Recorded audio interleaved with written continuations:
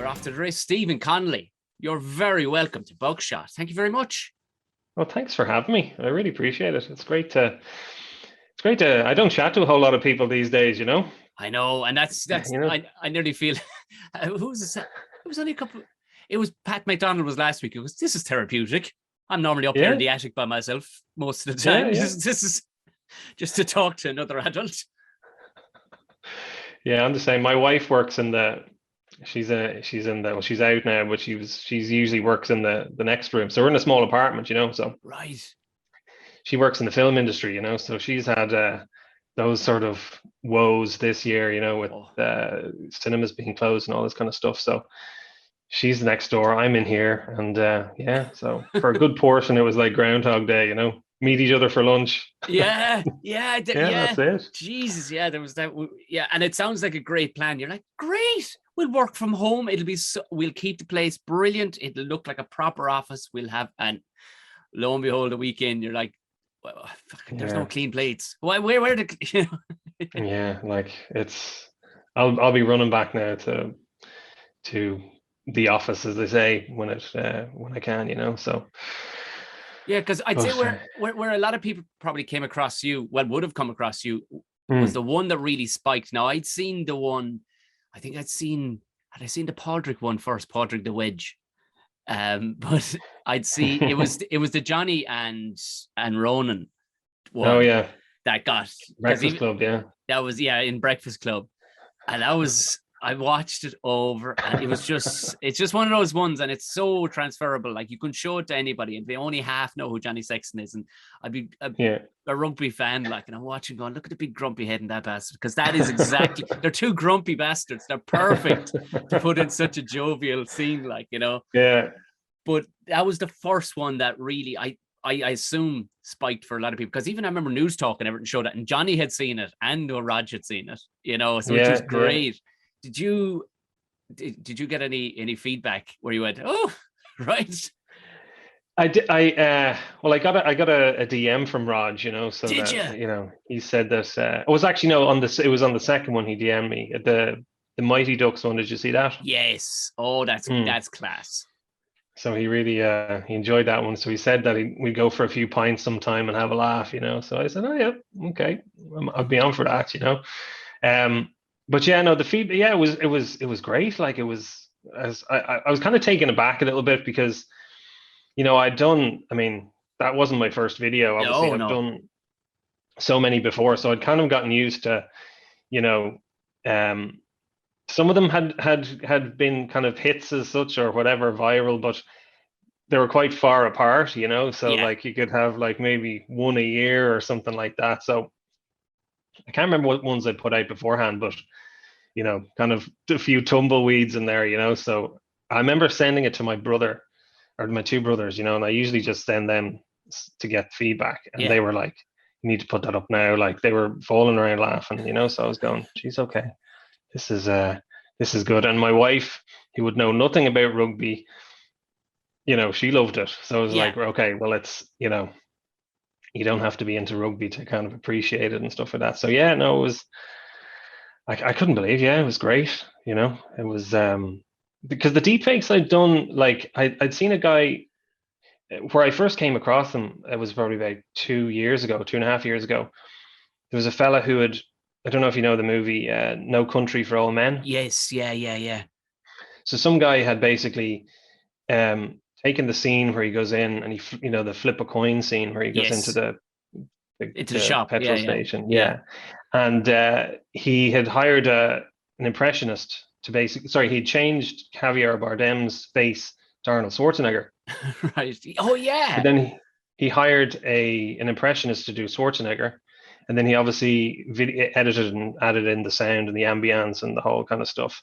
So I tried to contact him and said, like, here, I do voices, you know, whatever ones, and listed off whatever ones, you know.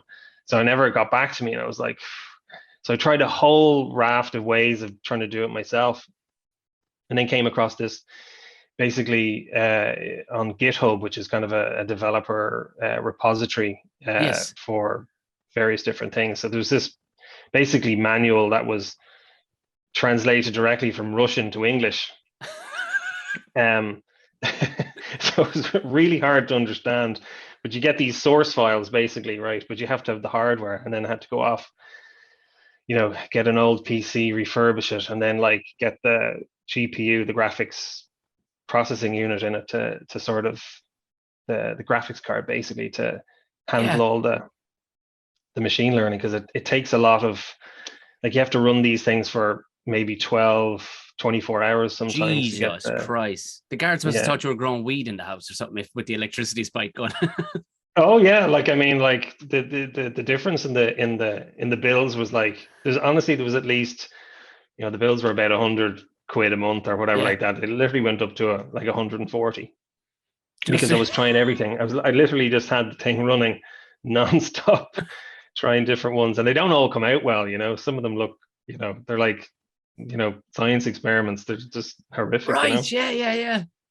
So So this is an but, incredible no, lesson for anybody who's going, I think I might give that thing a go. You're like, have a listen to the last 3 minutes there, what Steve had to go through. Basically, translate from Russian to kind of, okay, plug in. And you're like, what?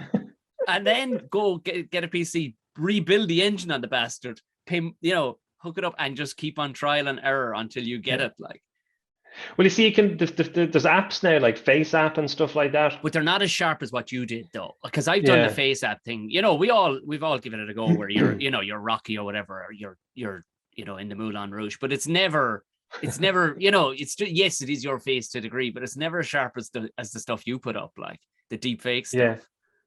Well, the good thing is you can kind of pick a scene from any movie, and then you can sort of, then whatever characters are in it, you can basically, cut them all out and replace them. Then, but the hardest part is probably sometimes finding the source material. So if you want, say for example, for Johnny Sexton or for Raj, it's actually finding footage of them, looking like this yes, and looking like that of and course, with all smiling. their aspects of their face, yes. Yeah, and that's like you're just trawling through, like you don't bother going to images and stuff like that. Just go to YouTube and then finding a video, and then the video has to be in the same sort of lit in the same sort of way, Shit, yeah, of course. So if they're inside and the lighting is bad, you have to get a footage of them inside with lighting is bad. Like, but once you have it, then you have it for good. So that's why I was able to, when the Mighty Ducks one came along, I still had my little pot of Raj to recycle. So it was Well, I can't. yeah, but I can't not let you, tell me you got a DM from Raj and not ask you to do an impression of Raj asking you to go for a couple of pints. Because, well, I suppose I'd have to really have the little white things in the air and say, listen, brilliant, well done. I thought the performance was very well, but listen, I think we go for a few pints and maybe have a laugh about it. How about that? Because I lived in Cork for years, and would you believe it? I was a civil engineer. I put the foundations in for Raj's house, and I remember talking with the boss, and he was going, where does that accent from? Like, because that's the strangest Cork accent. And he goes, and this guy was dying the old Cork. He loved everything Cork and Cork. But with Raj, went, I don't know where he got that accent from. Like, but I can only, so it's it's not June, just a Cork accent. Like, he leaves his vowel very, like, there's, there's a strangeness. There's out every once in a while where, it'd be like, he'd be saying, I thought they were very, very solid in the first half, but there's a little kind of like, You're definitely, but of course he was born in America, wasn't he? Or I think he's born in Texas or something. It was, I think, San Diego, that's it, or Miami, one of those. I think it could be San Diego. Yeah, because he was looking for more money that time. He was threatening to sign to the Miami Dolphins. Oh, I heard of it. I don't know. He let his agent just spin this story, and he was playing golf apparently in the Old Head on a Kinsale, and the Miami Dolphins just happened to be there at the same time. And some Examiner reporter ran with it, and his agent absolutely pumped the tires on it that, well, he might fuck off to America and start kicking. So why wouldn't he, and that was the genius of it. Imagine Raj in Miami. Like, Well, that's it. Do you know what? I think you might have given me an idea for a video that's here. where I was going with this. I was like, you cannot let this off. Like, you know, where maybe he's in Any Given Sunday. Yeah. I think I was making a little note of that. There you go. I think we created the next one just there because he's so he thinks about everywhere and lots. What's weird is I've had like Andy Dunn on my podcast, and Andy Dunn used to kick for Leinster as well. But he's so good. He's brilliant. Brilliant. But he thinks about every word. There's no wasted words. He's got plenty to say, but there's no wasted words. And you see Sexton is the same. It's like, I'm not giving you anything more than is necessary, like, but it would be all good stuff. It's a weird kind of mindset, isn't it, that you see from these top end fellas? Like, I love John. Like, I can't. I mean, I hope Johnny lasts as long as he can. Like, I have a feeling. I think he could make the World Cup. I really do. I'm telling you now, they will have CRISPR in China developing new arms for him. They will have a new liver for him. Whatever gets him through, because nobody's close, even within an assets. There's a couple of prospects, but there's nobody close to him, even still at 30, whatever, 6 or 35. So I'm telling you, they will, in whatever's legal or even semi-legal or even immoral, they will get him to the World Cup. I guarantee you. Yeah. No, I think and you know, I mean, guys, I know, like, he looks at Tom Brady's career, you know, and the longevity and stuff like that, and I'd say, I mean, I think he's putting everything into that sort of longevity, you know. So, like, it'd be great, you know. Obviously, you see, fellas, we need somebody else, obviously, but you know. Yeah, you see, fellas, though. I mean, he can break the rule, like, you know what I mean, and he doesn't have as many miles on the clock as a lot of fellas. He was off for long-term injuries too, like, and that can add on to the end of a career as well, like. Yeah, so it'll be I guarantee you they'll get him there, because there's no plan. There's no plan really outside him, like, you know. The incumbent Prince Joey was supposed to, and Joey hasn't fired a shot yet, you know what I mean, this season. And, you know, who's next? Jack Carty, he saw his last World Cup, you know. So there's not to put too fine a point on it, Johnny's still the man. It's as simple as that, like. But you did, because one of the other ones I'd seen as well, and it must be because I'm into rugby that these things pop up on my timeline, but it was so delicious. It was Tyke Furlong as Annie. Oh, yeah. And Paul O'Connell as Teddy Warbucks.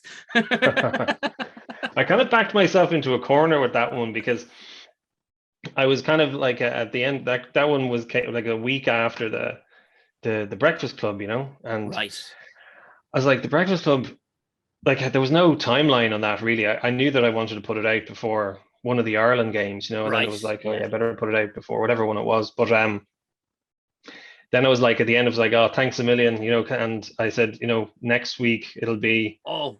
And then I just picked Tyke Furlong and Paul O'Connell. And then I was like, Jesus, now I actually have pinned myself into doing these two lads in it.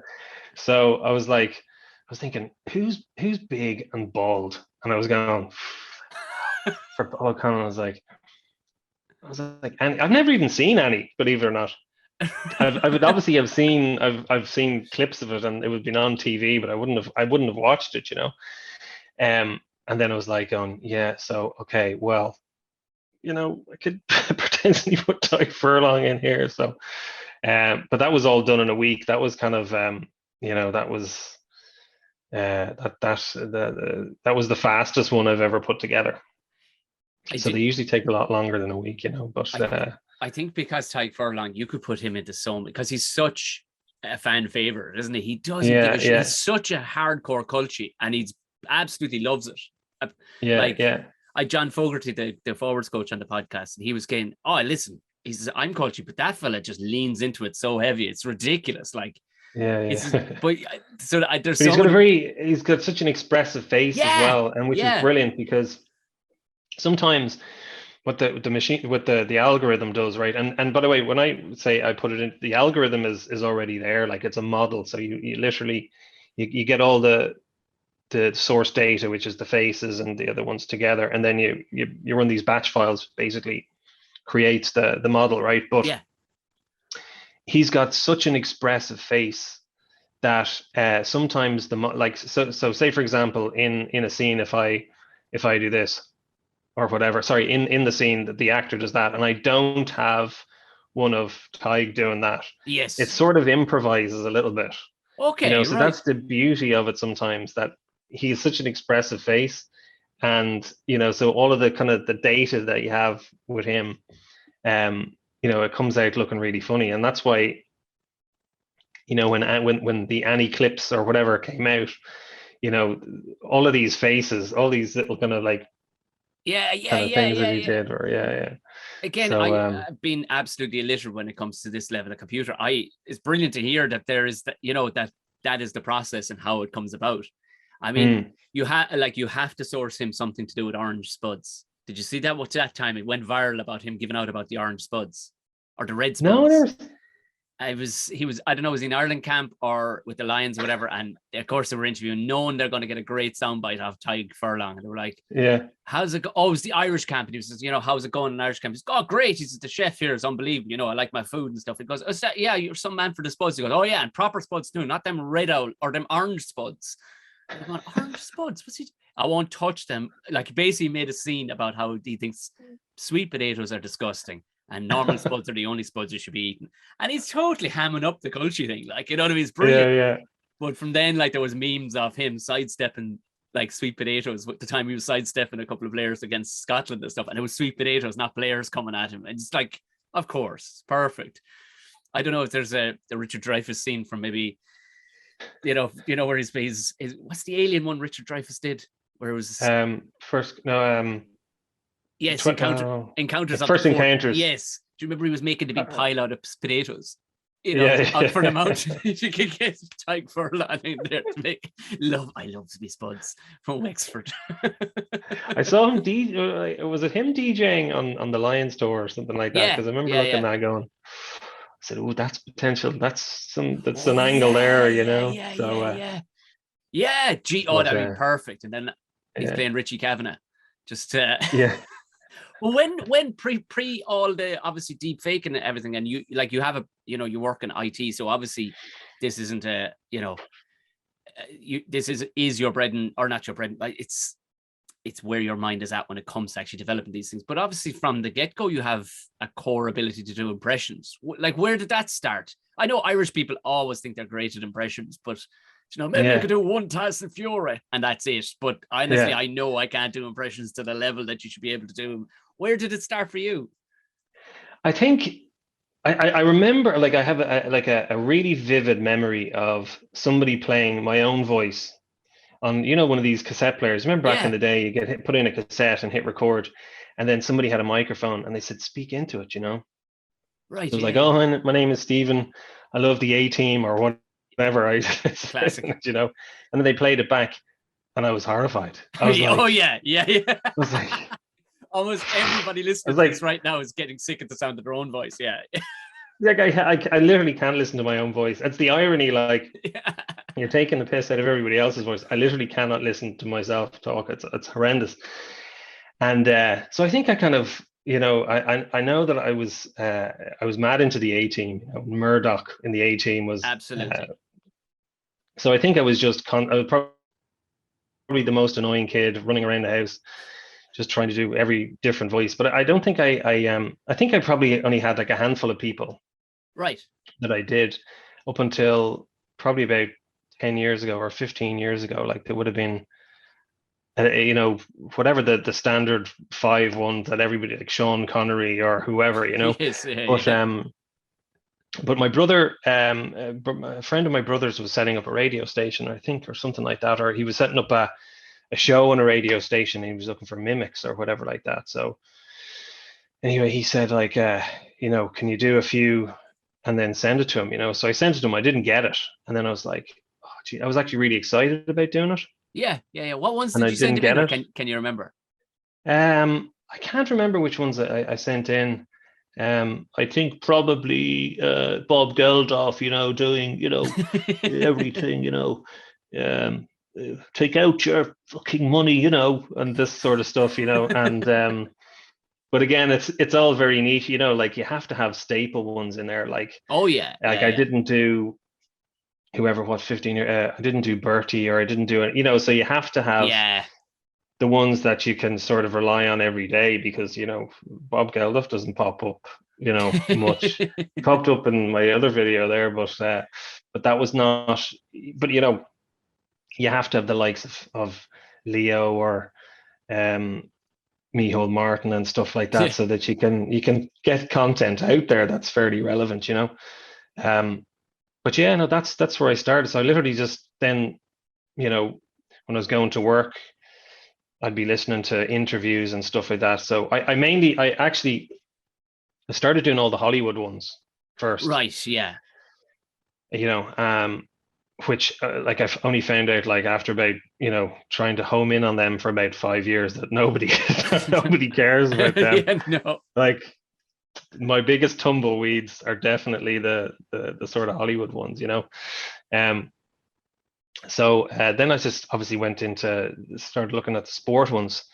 So I started looking at golf, and like I like watching golf. I'm not a huge golfer now myself, Yeah, but yeah, yeah. I've always watched it. So that's where, you know, I started doing Rory McIlroy and all those kind of ones. And obviously uh, Padraig Harrington as well. Like Padraig Yeah. Harrington was the easiest one I've ever done, because I remember I think I was eating my dinner and I could hear him being interviewed, you know, and all I hear was, "Yeah, I thought I played pretty well. You know, the first three holes were, you know, pretty good, and I'm going to come back tomorrow." And I was like, please be good, like please have a career, you know. And then next thing I was like, he's totally outdone himself. I was like, thank you. It's like, because you want those people you do to stay relevant, you know, to Of stay. course, yeah, yeah, yeah, yeah. Don't go anywhere. That's no wonder you want Johnny to stay to the World Cup. You're like, stay to Yeah. the Christ Almighty, stay to the World Cup. Yeah. So yeah, but they were the main ones, and Rory McIlroy had a big video of Rory McIlroy about 4 years ago, where he was he'd fired his caddy, Oh yes, yeah, yeah, yeah, yeah, or sorry, he'd changed his caddy or whatever. yeah. You know, so there was a kind of big news who he's going to pick. So I started to then, there was on YouTube there was a few press conferences and stuff like that. So I just decided, rather than like get in front of the camera and all that kind of stuff and setting up lights and all that whatever, I just voice over the press conference, you know. So I had him sort of, you know, saying, you know, look, I'm, you know, pretty much, you know, looking for a caddy that can, you know, tell me bedtime stories and, you know, Puss in Boots or, you know, Cat in the Hat, but, you know, it really has to be believable, you know, and don't look me in the eye, look down when I'm looking for you, you know, when I'm talking to you and all this kind of stuff, you know. So it was only like a 60-second sort of voiceover, and like it went mad. It was like it was the biggest, because up until that point, you know, you have a few thousand views and stuff. Like this had like 500,000 on YouTube, and Jesus.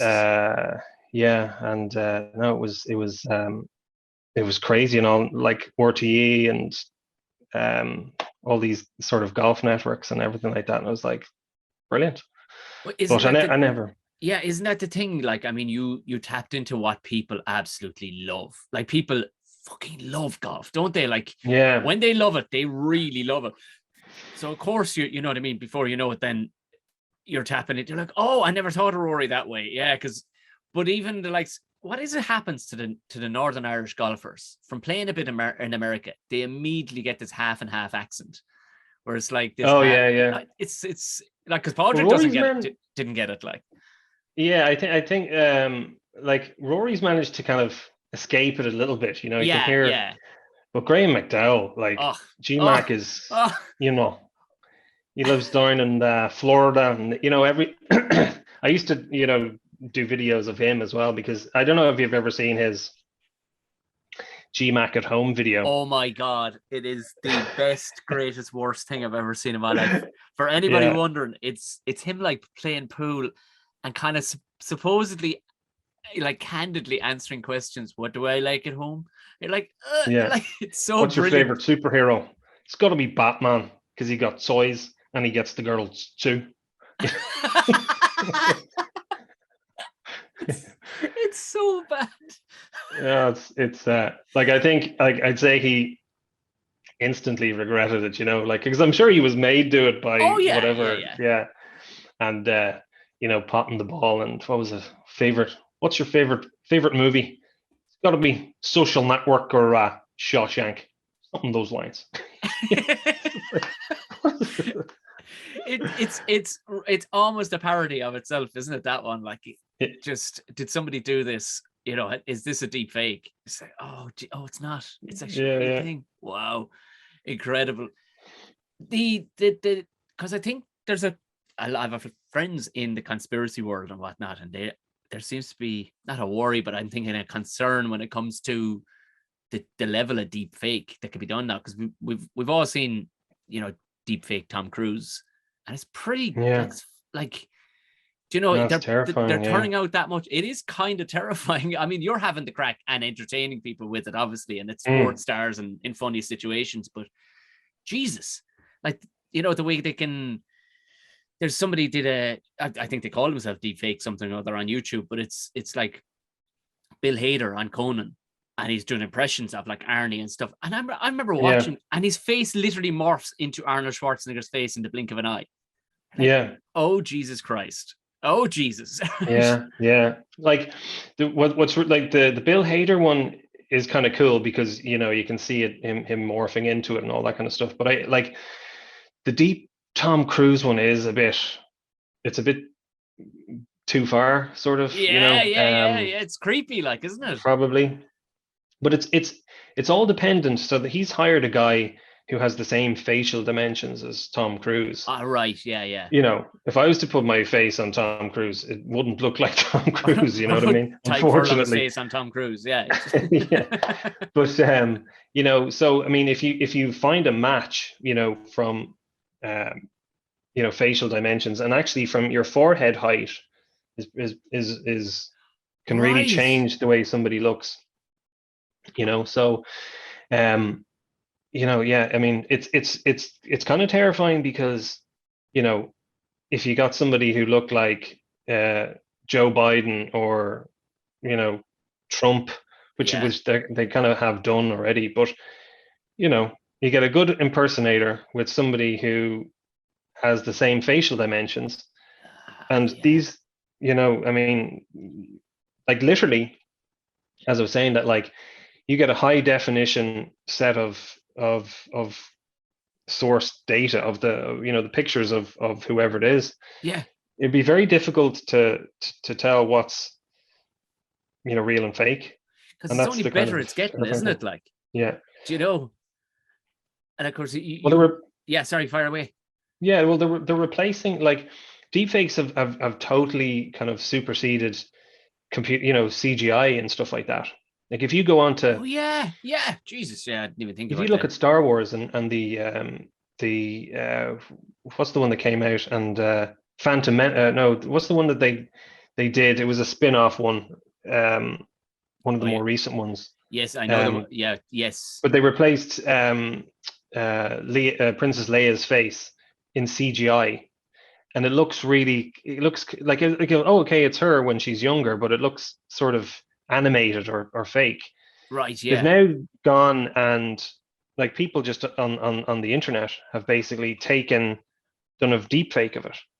So they've actually taken footage of her when she was obviously that age in Star Wars or in other movies, and replaced it into the spin-off, and it actually just looks like her when she was younger.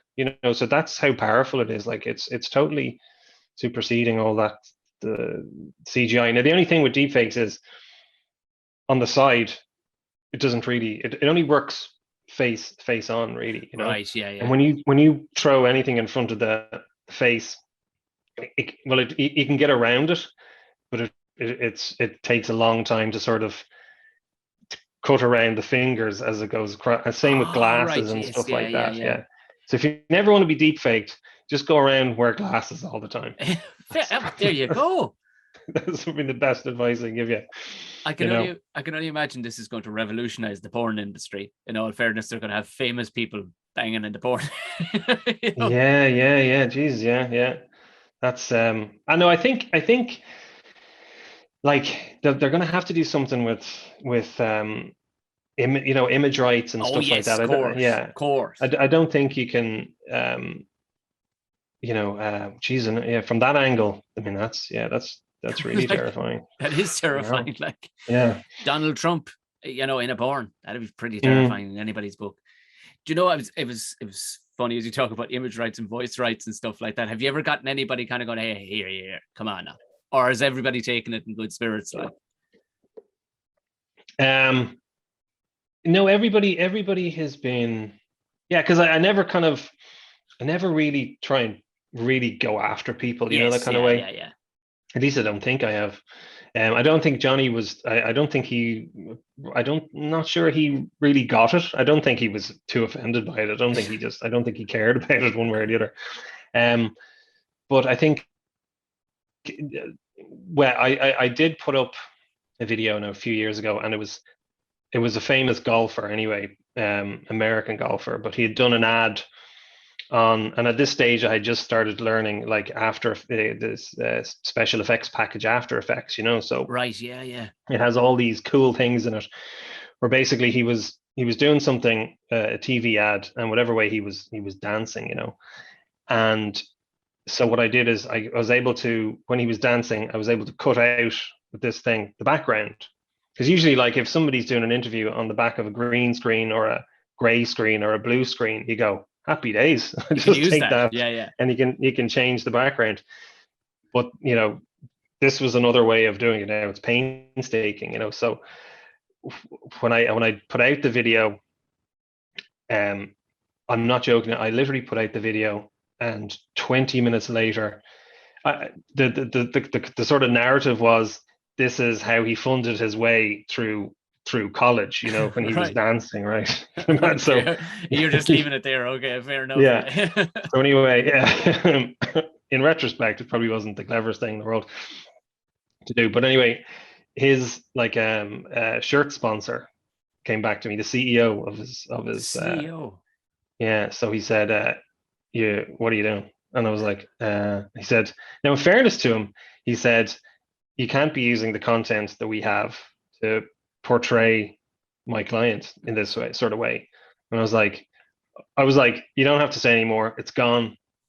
Don't worry about it. But in fairness, he said, like, we're happy to have a laugh with it, but just not that. I was like, okay. Fair enough. All right. Yeah. But then I changed it, I think I had him kind of that he himself and Michael Flatley were, in the same school together. And Flatley obviously took off, and he ended up playing golf. So that was the closest. I don't think I've run into anybody. I haven't gotten much feedback from many of them, that kind of way. So well, they're not going to either. Like, that's the one thing I've found talking to any lads that do anything like this. You rarely do get the direct feedback. You'll get friends of theirs maybe mentioning it to you at certain points, but rarely. But fair play to Rog for DMing you. Like, but that'd be him. I'll meet this head on now, and we'll talk this out. Like, that'd be him. Yeah. Classic. I thought that was really good. I was chuffed with that, And Harrington actually has.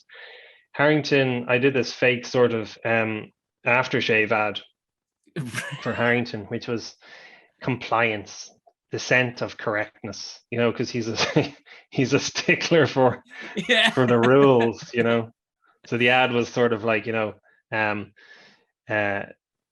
novelty club head covers, shorts above the knee, whatever it was, things that I hate, whatever. It all stinks. Not anymore. Not with compliance, So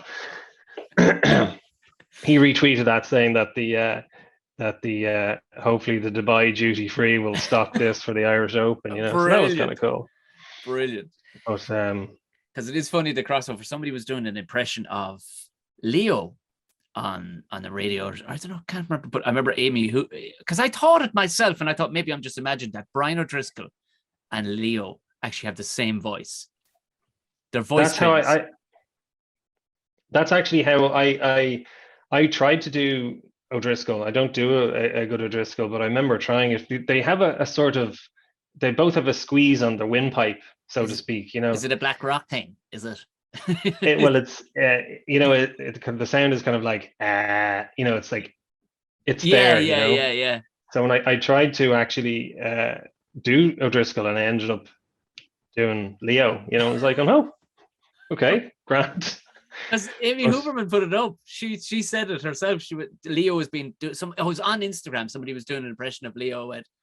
That's a great impression of my husband, or something. Yeah. And other people started writing, going, "Oh Christ, it does." She goes, "Yeah, he does sound."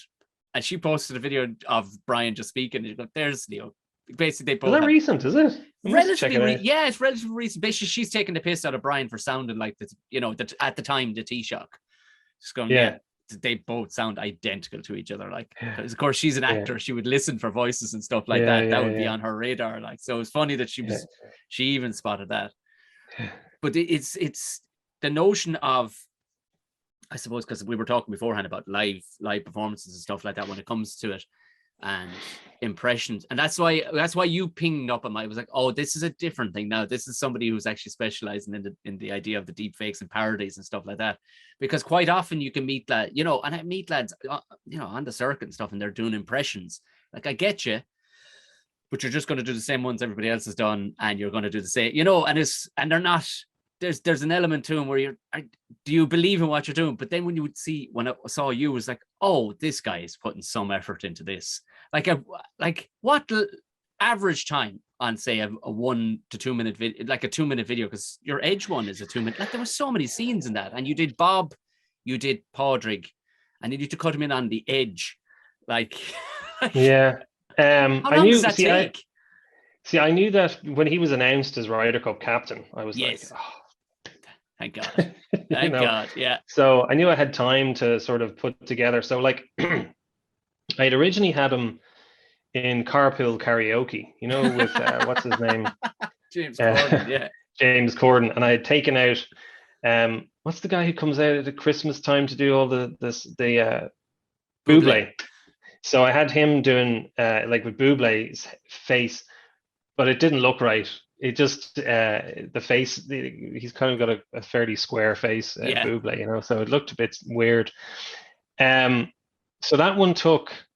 I know it took probably about 6 weeks, maybe. Did it? Jesus, yeah. So, like, because the scene with Bob Geldof is so, what actually takes the longest kind of part of the whole thing sometimes is doing the ambience, the background, of course. And that's what people don't think of. Yeah. So with him, with the sort of Mighty Ducks one, right, which was really hard to do as well, was Jesus, yeah, some amount in that. Because it was all the kids, they go, Ian Portman from Chicago, Illinois, and then trying to make like 6 kids sound different. Yeah. So that's, sometimes that takes a while, and then the music, but for that Wedge one, it took about 6 weeks, probably because you chop and change it, and you can waste, like, there was probably another 20 minutes of different footage of the Wedge being interviewed in 60 minutes and all this kind of stuff, and then it just didn't fit into the video because it has to be like 2 minutes. People don't watch anything longer than 2 minutes. No, they do not. But that could be part of your series, like your Wedge series, like the Wedge series. Well, I was thinking, I always wanted him to sing, this kind of way to do a video where he's singing, That's so wrong, like, because Padraig Harrington would never sing, and that's what's beautiful about that. Like, he would never sing, like, you just know he wouldn't. Yeah. So that's why, the tiny little bit in that video where he's saying, the bit numb. At the choir. Yes. Yeah. Weird analogy about being in a choir or something. But I'm thinking of a Christmas album, on the same line with the Joshua T for Christmas. So putting out a couple of U2's favorite hits. The Joshua T. We'll see how that goes. Brilliant. Because there is, of course, there's the famous story of Sergio and Padraig kissing and making up at Rory's, and I'm just putting it out there, at Rory's wedding. Apparently they actually physically had to kiss. to make up. Yeah. All right. So just Well, leaving that could that. I'm just leaving that on your table, Steve. I'm not saying. So you're telling me that I need to recreate the pottery making scene in Ghost with Sergio and yeah, and then have to do it tastefully and no appropriating. But Rory does have to be Whoopi Goldberg, I'm afraid, at some point, because Rory makes it happen where the two of them actually kiss and make up at his wedding. So it's Well, I did hear. I heard that they were. I suppose he picked him as he was one of his 12 picks, wasn't he? Sergio. Yeah. So yeah, they must have. Well, they hated each other apparently. And then what's his name? It was a falling out. It wasn't just from the get-go. It was a falling out, and then at the wedding, apparently everybody was sozzled, and Rory made it a point to go, "You're kissing and making up. That's it now." And they did, because the young buck was asking them to do it. They did. So just leaving that on your table, Steve. I think I might have to I think if you can supply me with a few more ideas like this is good. I got lots of them. Loads and loads of ideas. It's just what to do with them. But then now we know. I just put them across your desk and just leave them there, say nothing, just in the hopes that you may end up making it. But I do think we need to see, an Any Given Sunday or a football parody of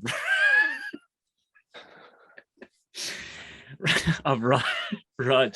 He's the gift that keeps on giving, like, isn't he? Because it's the long pauses too, like, and he's under nobody's pressure bar his own. Like, that's the beauty of when he speaks. Like, RT, you're going, Rog, like, we have Six Nations to get through here. And For this one, do you remember back in the day, the on the RT, the next thing the eyes would be going down and be going, is he texting somebody?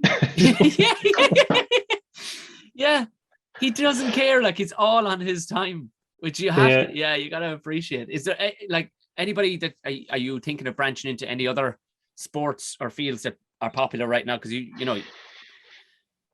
well, I'm working with a crowd for football. So brilliant.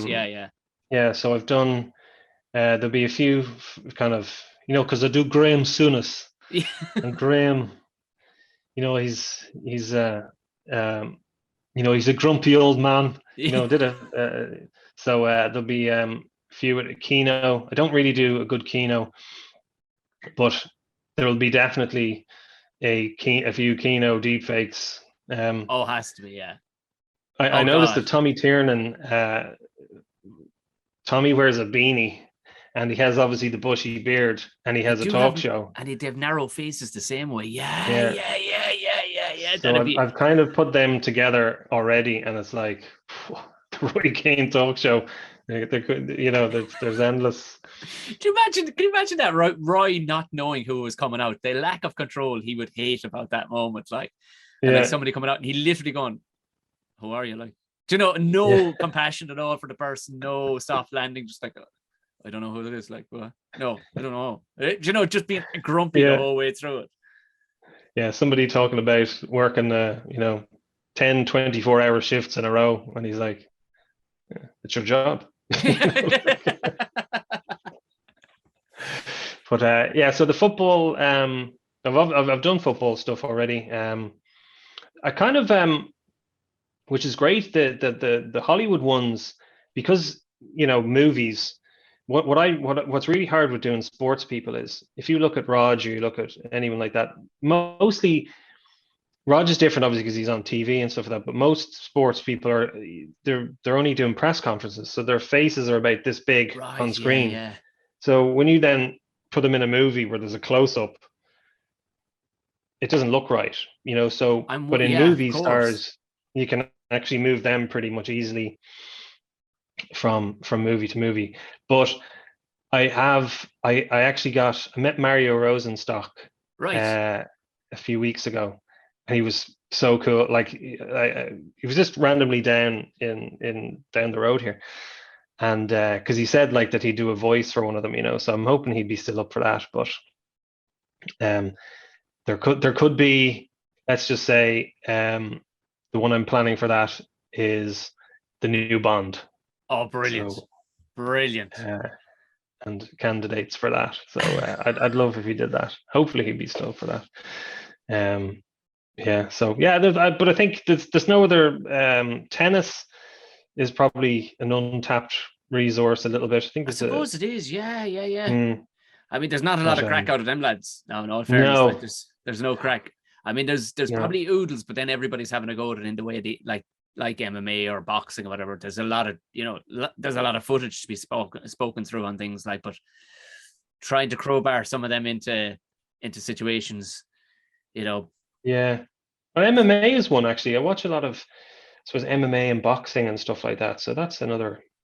I mean, people are I used to do deeply Chris passionate Eubank about back in the day. Oh, did you? Yeah. Well, but I suppose he's not as relevant. But I used to love the thing is when Chris Eubank would say these incredible things, So he had this sort of like, and I'm trying to think of who the other. Yeah, there's a few different ones. Anthony Joshua and all this kind of stuff as well. So I think there's definitely a few that I could probably squeeze in there into some. Yeah, I mean, you could do the Annie one again, with like maybe have Canelo as Annie because he's foxy and whatever, and maybe have Tyson Fury as Daddy Warbucks because he's big and bald. Oh yeah, there you go. I'm just throwing the stuff out there. I mean, the fact that Canelo doesn't, the fact that nobody has pointed out that the man is the most Irish looking bloke that has ever walked. Like he's Mexican. Are you joking me? Yeah.